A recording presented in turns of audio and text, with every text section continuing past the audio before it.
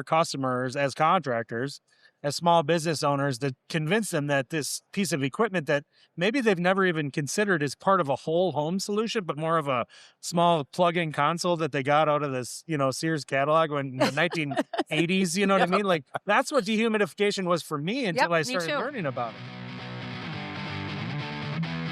Hey guys, I'm Eric Gani from Mechanical Up, Make Trades Great Again podcast. Andy Mickelson and I do this podcast. We've got over 300 episodes, and we've got Nikki Krueger joining us from Santa Fe Products. Yes. Is that right? Morning. Yeah, Santa Fe dehumidifiers and April Air.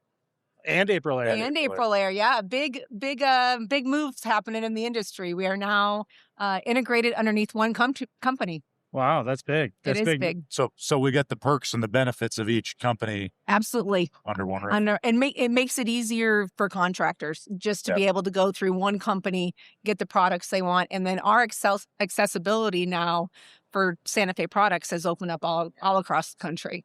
What do you see as going to be like? Do you see new customers coming into the Santa Fe line that weren't there? Or are you Santa Fe bringing new customers to April Air? I think it would definitely be more Santa Fe customers will have access to April Air. April Air's distribution across this country, of course, is unbelievable with all the indoor air quality products that they offer, from zoning and air cleaners and humidifiers and all that, where we really are just dehumidifiers. Okay. So our part of the country is really, if you look at a climate zone map, and you can see on there where it's got that line, which is basically around the Oklahoma down over, that's your moist climate zone. And that's where 80% of the population lives in the United States. 80%? In the moist climate zone area. So they're dealing with moisture issues. Right. So in that case, you've got this market. We're going to work on that. In that case, we're running into, homes that have indoor air quality problems based on outside humidity infiltrating the house. What component of that is like indoor humidity? I mean, we were talking a minute ago about crawl spaces. Like, how do we, as a contractor, how do we mitigate that? Yeah, it's really interesting because I've been very involved from a building science perspective of getting our homes tight, right? So we're spray foaming, we're air sealing, we're getting our homes and just basic building code is now getting us to a pretty tight house. And then we have retro. People are going in and I'm going to stay in my house because I got a really good mortgage rate and I don't, and so what I'm going to do is I'm going to invest in making this house more energy efficient. So when we start doing air sealing and insulation and upgrading our homes, yes, we're keeping the humidity outside, but we're also getting the humidity that's generated inside, trapped inside. Right. So a person generates approximately a quarter of a pint or a pound. A pint's a pound the world around. So a quarter of a pint of water from breathing only. And then when you start doing other activities, showering, cleaning, so about a half a pint of moisture per person per hour. So if you have a family of 4, you got 2 pints of water being generated in that house. Now, Montana, right? That's where you are. Yep. If you get a really tight house and maybe we don't have good ventilation going on and be able to get that, air out. Someone's taking a half an hour shower and not running that bath fan. I mean, we can potentially get moisture issues if we don't have a good ventilation strategy to take care of that. Now, in more humid climates, Minnesota, all the way to the Northeast, all the way down to Florida, over to Texas. If we're trapping that moisture in, and then we have a ventilation strategy, which is bringing in more moisture, now we've got a problem. Now we've got to figure out how, and I've been in the industry long enough to have heard, and when it did work better, our air conditioning used to take care of the moisture in our homes. Our houses were allowed to wet and dry. And as long as you do that, you're okay. It's when you're not drying that we get into the problems. So We're trapping instead of, because of ventilation, because of how the house is being built, we're trapping that humidity inside the envelope. and more. Yep. Because if we're humid inside and we're humid outside, there's nowhere for the moisture to go. It's so, yeah, we've got to figure out how, when they design our HVAC systems, when contractors design the HVAC system, hopefully they're doing the manual J, and they're designing that system for 75 degrees and 50% relative humidity.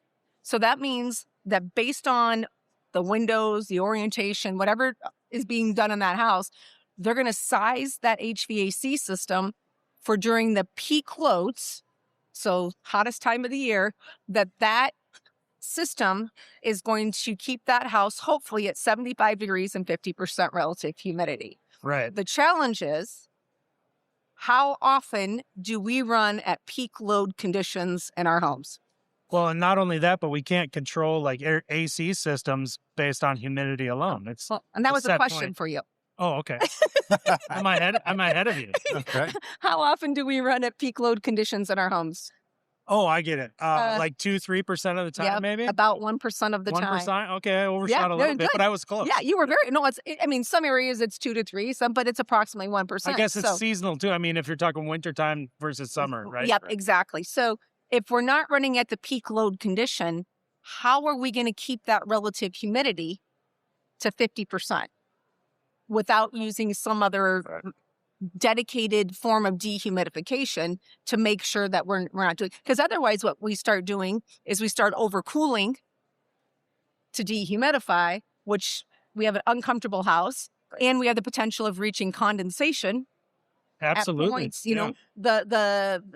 Our plumbing pipes, our ducts that are insulated correctly inside of our walls, that's when we start hitting condensation. So I think homeowners, contractors are becoming more and more aware that the more energy efficient we get in our homes, which is great, we're going to have to start thinking about, okay, now that I've changed it to do this, I kind of call it no good deed goes unpunished. Right. Now what am I going to have to do to make sure I don't create another problem? Well, speaking okay, maybe it's not on the note of creating other problems, but there's a whole segment of the industry that is very nerdy and educated on the building science of things. But there is an entire other industry that's just always existed in HVAC that is more on the installer mindset, equipment understanding. The contractors want to do the best install and design they can, but the education when it comes to dehumidification, ventilation, surrounding this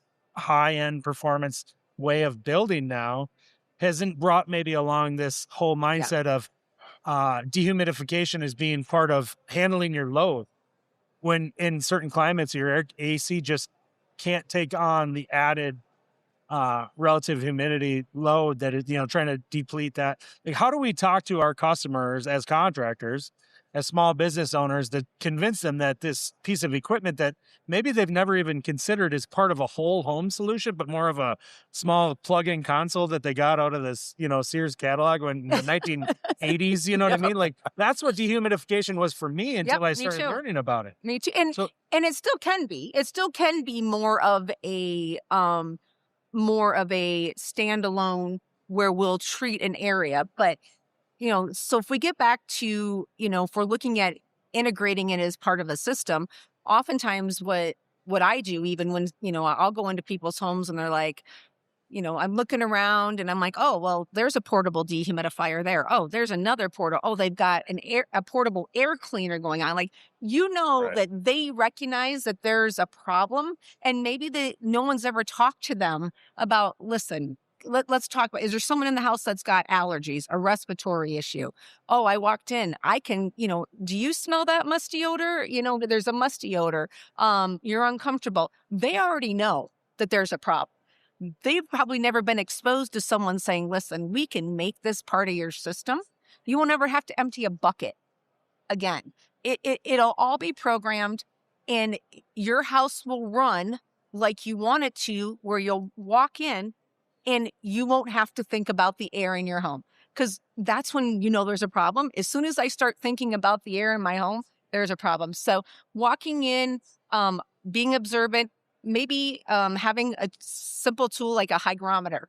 So I can show them, okay, well, you got your temperature set at 68 degrees. First of all, we're going to talk about why we have it set at 68 degrees. To try to lower that humidity. Exactly. That comfort level. They're keep cranking it down because they just can't get comfortable. And that comfort controller on their wall is up or down. That's all they know. And so they're trying to achieve that. And then they have high humidity. And so, being able to communicate and just observe and see what their goals are. If there's a health problem, we really need to address that. But one of the places that I always start is that, I'll get a call and it's a contractor, a homeowner, and they're like, okay, I have high humidity. I've got a crawl space or a basement. My house is humid. Where do I start? Right. Do I have to put one in the crawl space and basement and put one on my full house? And so I always recommend that we start below the house. If we live in a humid climate and we've got a vented crawl space, let's talk about closing up that crawl space, bringing it as part of the envelope of the home and controlling that humidity, because up to 50% of the air that's below the home is making its way into the home.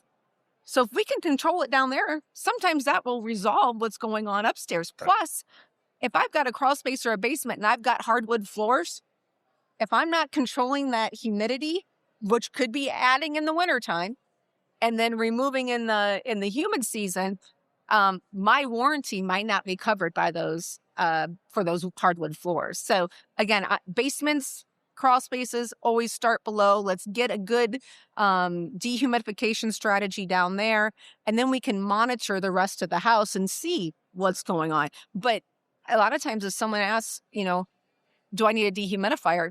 There might be 5 or 6 other questions we need to answer before we even get to saying yes. So on that, if I'm coming in as a contractor, I can look at my hygrometer. Maybe I look at their connected thermostat.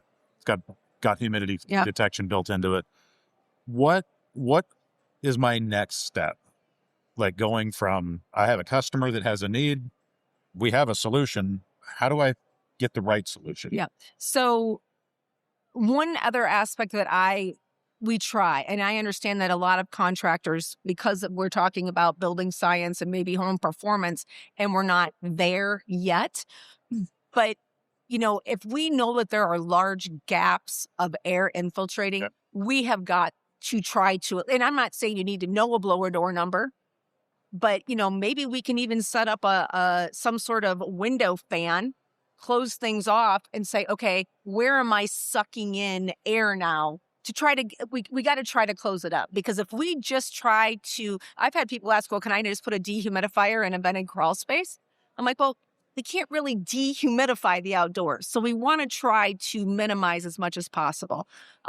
So the next steps would be, okay, I know my customer is probably a good candidate for a dehumidifier. Now I need to know what my options are. Should I start below? Should I do the whole house? Okay, I'm going to start below, but what size do I need? Right. Well, a crawl space and basement, a crawl space door is often going to dictate what size dehumidifier you can get in there. For physical size. Physical size of that crawl space door is going to dictate. So we might have to, depending on the size of it, you might have to get 2 smaller ones in there. Sure. A basement, of course, whole house. But we, on the Santa Fe website, we do have sizing calculator options. We do recommendations based on square footages. Again, a lot of variables. It's probably the easiest way to get to that end decision. It is. We have a product line that's going to fit in this square footage range, right? And we invented these dehumidifiers, the whole house ventilating and crawl space in the mid-90s. We're very conservative in our recommendations because we'd rather have the dehumidifier be successful than be undersized. We don't want to undersize our dehumidifiers and then have people pay a lot of money and then not get the results that they were paying for. We also don't want to oversize too drastically a dehumidifier because it's just as bad as oversizing an air conditioner. You're going to get short cycling on the unit. We're not going to run long enough to remove the moisture. Plus, that's really hard on the unit to be going on, on and off, on and off. So there are a lot of good resources out there that we're seeing more and more. There's a gentleman named Tim DeStasio. Yeah. And I don't remember Tim's Instagram. I think it's DeStasio HVAC. I don't know. But you do Tim DeStasio. He's done several videos on sizing dehumidifiers, and he is a great resource for that. He really is a great Andy and I follow him. He's a super smart guy. Yeah, very smart, and tests everything. So we bounce ideas off all the time, and I'm like, oh, Tim, it'll do this, and he'll be like, I'm going to test that. Well, I guess my question from a not necessarily the sizing thing, because that's important, but like my question is from a small home service contractor standpoint, like how should we be thinking of this? Is this an opportunity for us to bring in new business to offer our customers? Are we getting in over our head if we're not super well versed on home performance, that kind of thing? No, I think dehumidification, if you look at the number of portable dehumidifiers that are sold from big box stores with a 1-year warranty on them, people understand dehumidification for the most part. They're already buying, millions of them are being sold. The ones that, we're offering are ones that are manufactured both in Madison, Wisconsin, Santa Fe and April Air. The Santa Fe products have a 6-year warranty with a 5-year full replacement. So anything within that first 5 years goes wrong, brand new unit. That's an impressive warranty, actually. It is. And then an additional year parts. But people understand it. They just don't understand that there are, we call these really professional grade dehumidifiers for residential applications. So, and when you can get a professional contractor that can understand it and say, okay, you know what, I'm going to come in, I'm going to put this standalone dehumidifier in your crawl space, going to set it up, I'm going to drain it to daylight. And by the way, when I come back and work with you on your HVAC system or maybe do a check on your closed crawl space, I'm going to check that dehumidifier to make sure it's got a clean filter and the condensate. And it offers you a maintenance agreement then also with that customer. But the trades are the professionals that customers are looking to for solutions. You should be offering it at least. They can always say no, but at some point they're going to have what we've had one customer say, I have a dehumidifier graveyard out by my garage because I've gone through so many of these portables, and they're like, it's maybe a Santa Fe or April Air or a professional grade dehumidifier isn't your first, but they said it's your last because it's one of those that it does have a long warranty and they are commercial grade. Yeah, getting away from that portable retail product. It's not throwaway. It's made to last. And typical life expectancy of Santa Fe? Oh boy, it's what do you see out there typically? Probably 8 to 10 years is probably a good range. To be honest with you, just like everything else. If you look back, the first ones we invent, I think one of the very first ones we ever did is still out there working. Right. It was within the first 5 that I went down the line. Things used to be constructed a lot different, but yeah, But U.S. manufacturing, that's important to all of us, right? It is. Especially as business owners, we want to support other people in our communities and know that we're where our dollar's going to, right? And, the other, when you were kind of talking about, is this something that a contractor can easily get into? And again, you're not trying to sell them this black magic, like, I've never heard of this technology. What is this, Hokos? Yeah, if they have a problem, it's any solution. It's really, they already understand. The same as we're selling them the right furnace for the job, right? It is. It's just they don't know that there's ones that are quality out there. But to me, more and more I talk to contractors, it's one of those things that, like, last year we didn't even know that this was an option. And now it's mandatory on every one of our trips that we at least just sit down and talk to the customer and let them know. That's all you got to do. Yeah. Make aware. From a contractor standpoint, I mean, we're always looking for, I guess I'm going to call it the low-hanging fruit, right? I mean, you have a problem, I have a solution. I have now sold you a solid long-term solution. And by the way, we can maintain it for its entire life. Yeah. And we don't capitalize on that enough. And by capitalize, I mean, we don't have to go out and be like, hey, we're going to charge you $500 a year to service this thing. But, go out, sell them a maintenance contract. What's it take to keep this thing running, protect the investment? Well, thinking of things like maintenance contracts, increasing your sales, offering new services, really opening yourself up to a wider customer base. And here's my point in what I'm saying. Your competitors are going to do it if you're not, right? Oh, yeah. They don't care if you're doing it. They're going to do it already. Right. And so taking advantage of what's out there, I think the most painful thing as a small business contractor working in plumbing and HVAC, anytime I have to refer something away from my business you just have to look at that. And there's one way to look at it. You just lost money. That's all there is to it. Right. Yeah.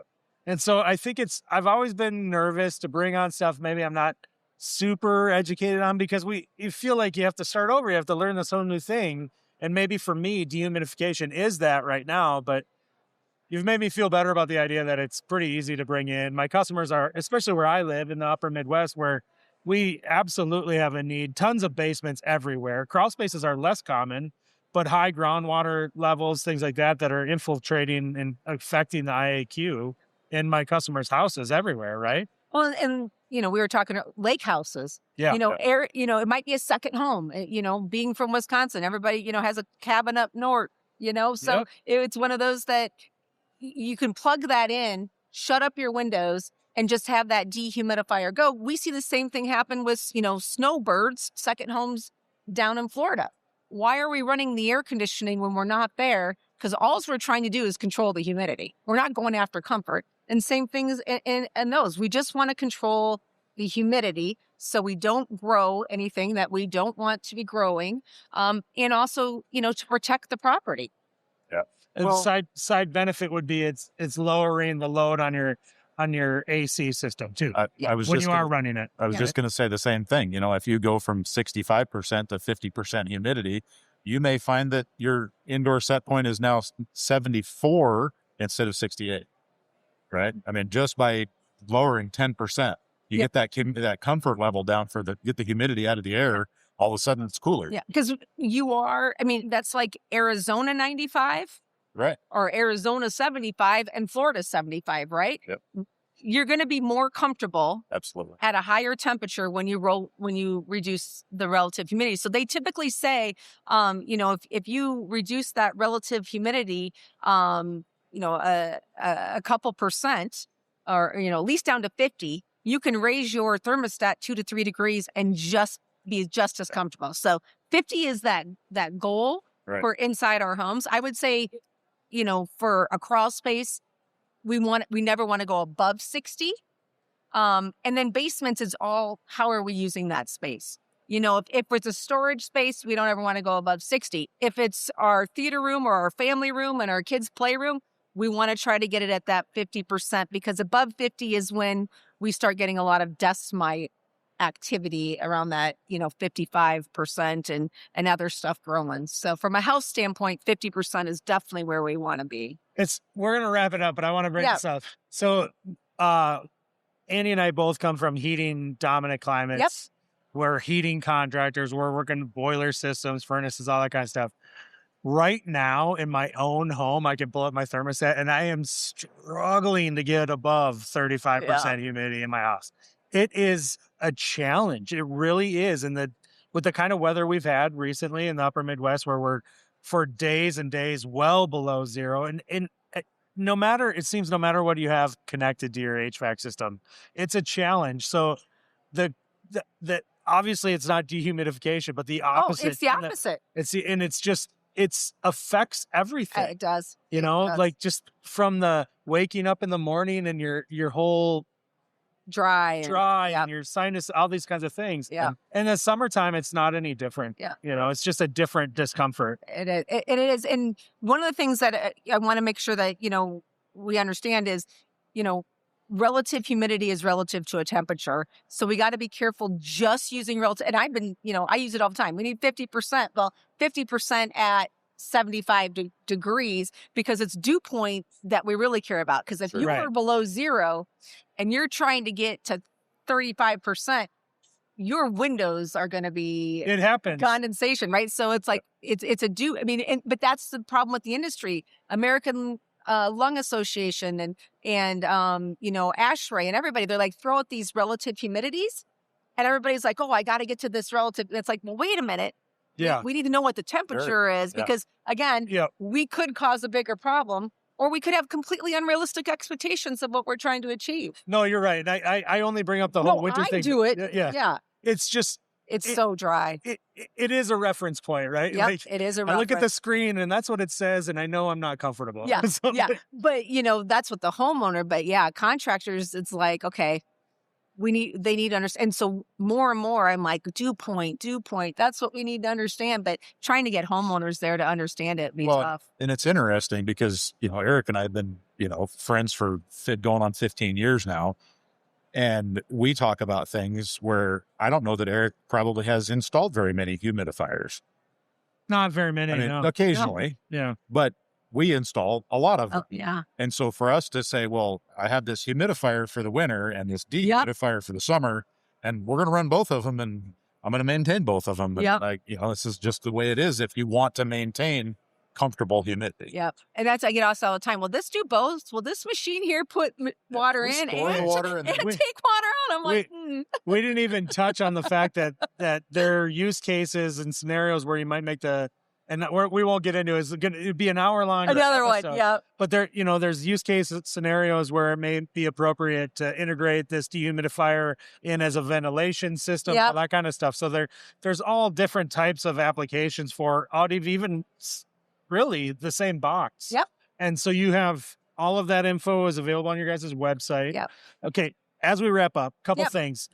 I want people to be able to find you on social, because I know you're out in the industry and they want to be able to see where you're at and where they can find you. So where do we find you on social? But more importantly, of course, where do they find your product, find more information on Santa Fe and April Air? So aprilair.com, this is interesting, santa-fe-products.com. Okay. I don't know where all the dashes go. Yeah. You got to find who owns that URL. Actually, you can get there with just santafeproducts.com now. But and then LinkedIn is a good one. I talk to a lot of contractors on LinkedIn, Nikki Krueger on there. And then Instagram is Nikki Krueger IAQ. And then also Santa Fe Products on Instagram is a good one to reach out to.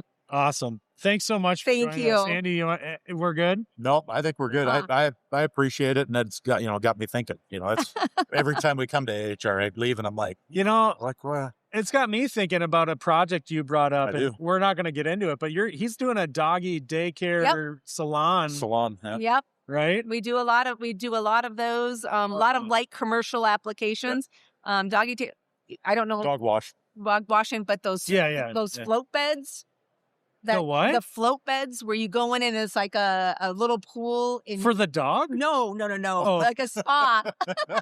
Like a spa. But that's a big one too. But hair salons, I mean, a lot of moisture. But like commercial applications also. Perfect.